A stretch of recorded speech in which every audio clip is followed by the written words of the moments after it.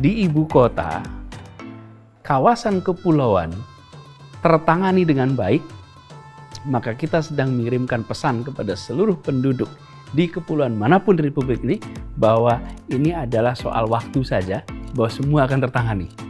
Tapi kalau kepulauan yang di dalam bagian dari ibu kota tidak tersiapkan fasilitas dasarnya, kira-kira pesan harapan apa yang dikirimkan kepada seluruh penduduk di kepulauan di seluruh Indonesia?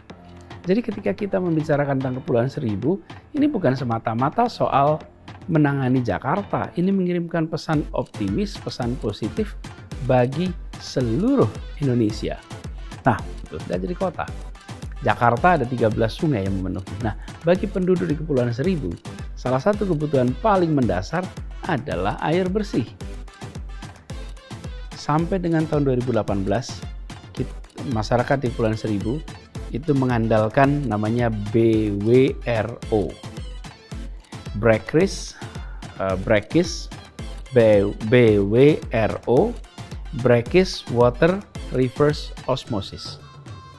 Ini seperti air payau yang tentu saja belum memenuhi standar air minum dan pengambilannya pakai ember, tidak perlu ada perpipaan.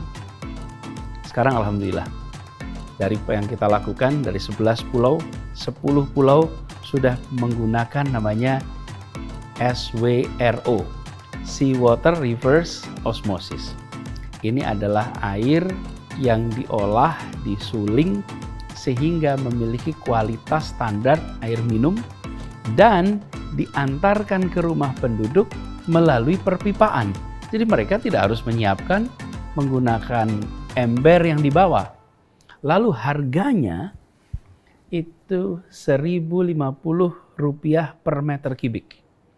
Dan kami Pemprov DKI mengalokasikan subsidi kira-kira Rp23.000 per meter kubik.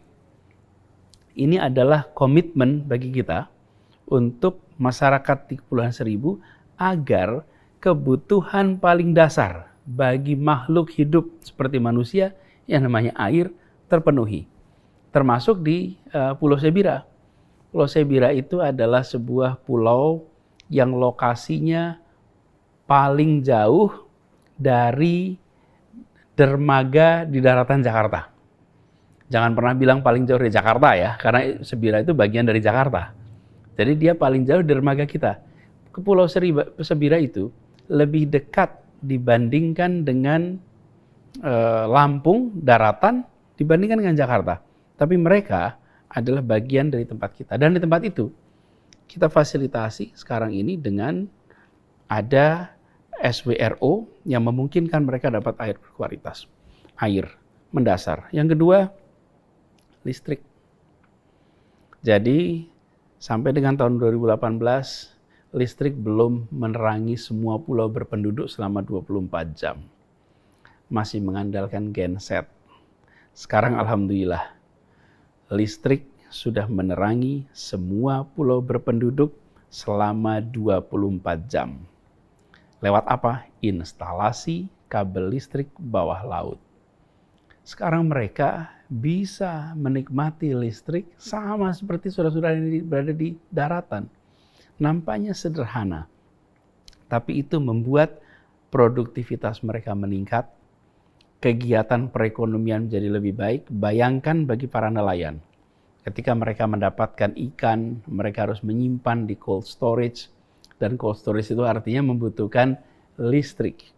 Bahkan pulau yang terjauh yang tadi saya sebut, Pulau Sebira, yang terjauh dari balai kota, sekarang sudah punya listrik 24 jam. Berkat apa? PLTS, Pusat Listrik Tenaga Surya yang dibangun di tempat itu.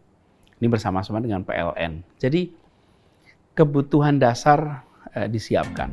Kalau air siapkan, listrik disiapkan, persoalan berikutnya adalah